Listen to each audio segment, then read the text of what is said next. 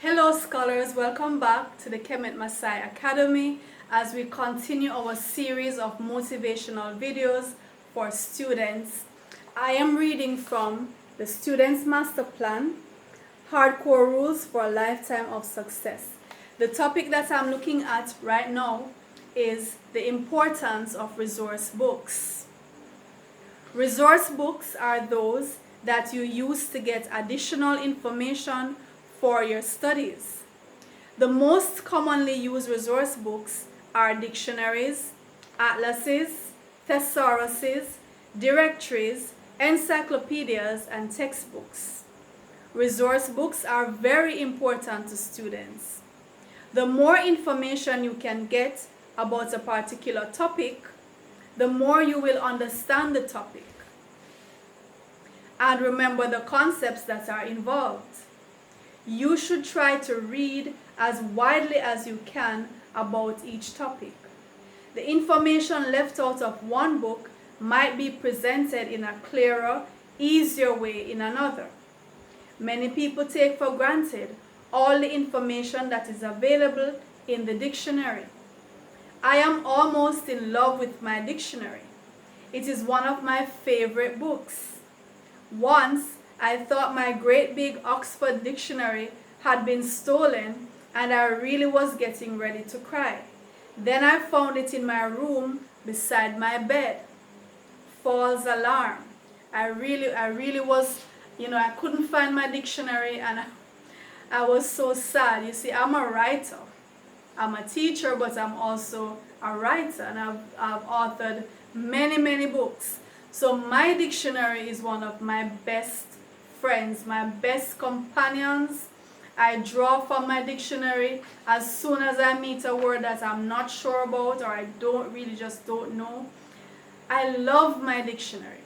It's one of my best friends, and I honestly believe that as a scholar, your dictionary should be on hand.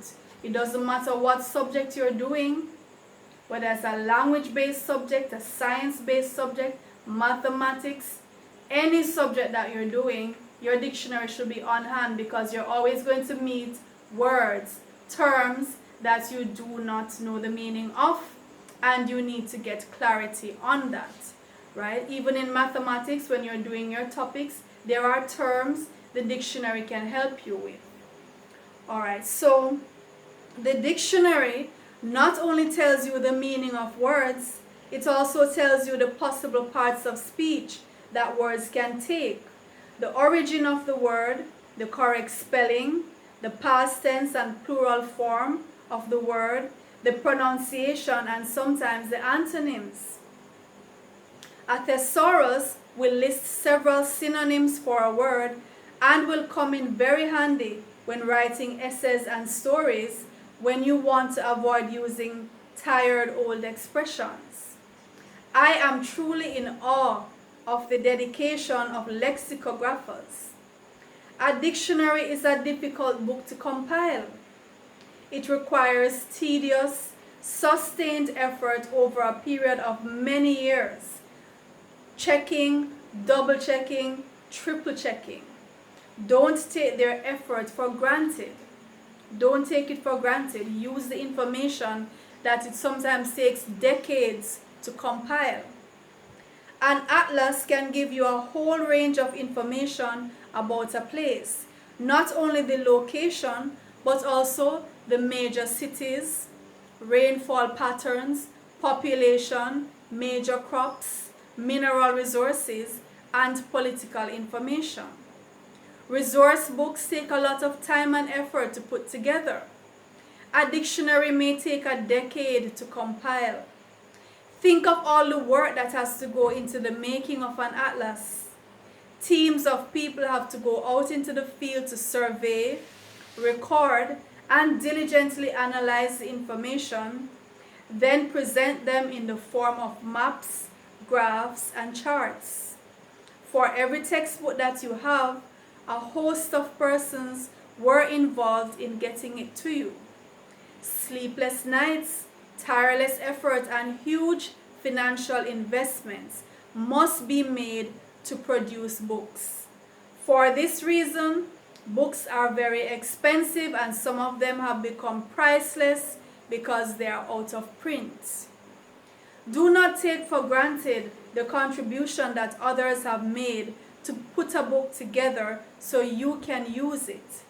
And do not take for granted the sacrifices that your providers make to pay for those books. Take care of them and read them. It is not enough to have good books. It is far more important to read them. The computer is a wonderful resource that most students now have at their disposal. A computer is neither good nor bad. It all depends on how you use it. When used wisely, a computer can open you up to a world of information. Your parents and grandparents are also good sources of information. Grandparents especially are walking books waiting to be read. They are loaded with experience and information, especially about history and social studies. True, some of them may not know the modern methods of solving mathematical problems, and they may not be up to date with the latest scientific data, but they can teach you a whole lot in other areas. The greatest resource book by far is your own brain. In it, you have stored tons of information from what you have read, seen, and heard. You have your brain book with you all the time, free of cost. All you have to do is open it and look in. In fact, the more you open your brain book, the stronger it becomes. It's one book that gets stronger with rigorous use. You may toss it about all you want, open it, flip through it. The pages become weak and torn only if you don't use them. Isn't the brain a magnificent book? Isn't the brain a wonderful book? All your other books, the more you use them, the more torn they become. The brain book, the more you use it, the stronger it gets. And the more it can work for you.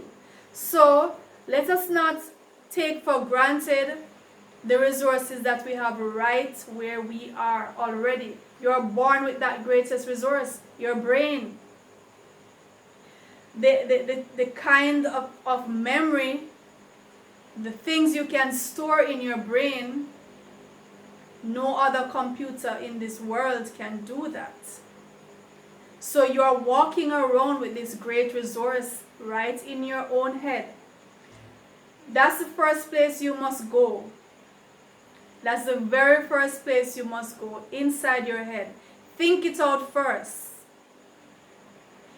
Pull on the resources of your memory, your thoughts, your imagination, your creativity, your natural born talents. Pull on that first before you go seeking information elsewhere. Study your own self before you go to study any other subject. And as the passage says, make use of those human resources that you have right at home. Grandma, grandpa, mommy, daddy, auntie, uncle. They're walking around with information that you could use because they have experienced the world just from being here that many years before you came. Just from having been here longer than you, they know things that you don't. So you can sit with them. When you see grandma and grandpa sitting down, probably look a little sad because nobody wants to talk to them. They are walking around with all this information, this storehouse, this treasure house of classics. A treasure house of classics walking around, and nobody wants to take advantage of it. Sit down with grandma and grandpa and ask them questions about what life used to be back then, and ask them to compare what life is today. Make a comparison. Let them tell you all about those things, and they will feel happy. They will appreciate the fact that you care about their experience. Now maybe mommy and daddy are in a particular profession, or auntie, uncle in a particular profession. Ask them, what do you do? How does your job help the society? Ask them and let them tell you what they do. Let them show you what they do, right? And your older siblings, if you're doing your homework, you run into a little crisis. You run into what you feel like is a little crisis. You're stuck. Go to big sis, go to big brother. They have been through this before you. Ask them. Go to your textbooks. This is a resource that many students take for granted. They ignore the fact that the textbook was made specifically based on their syllabus, and that's why it's prescribed for their course. It was made for your syllabus. So that's the first place you should go for anything related to what you're doing at school. And I see people hunting on the internet when the information is right there in the textbook. The internet will give you general information, and it comes from all over the place, so it might not be relevant to your syllabus. Your textbook is relevant to your particular syllabus. Check that first. Use the dictionary to check any definition, any terms, specific terms, jargons used in that particular subject. Use the dictionary to help you to gain clarification and perspective on the terms that are used. Students, make use of your resource books. Dictionary, atlas, thesaurus, all these, the directory, all these books. Back in my day, we had encyclopedias. I don't know if the actual encyclopedia books are used so much anymore, but encyclopedias are available online. You can access those. Make use of your online resources. I'm not saying not to. I'm just saying don't let it be the first thing come to your mind, because you have other resources at hand, on hand, and in your head that you're ignoring, you're neglecting. But yes, make use of the online resources.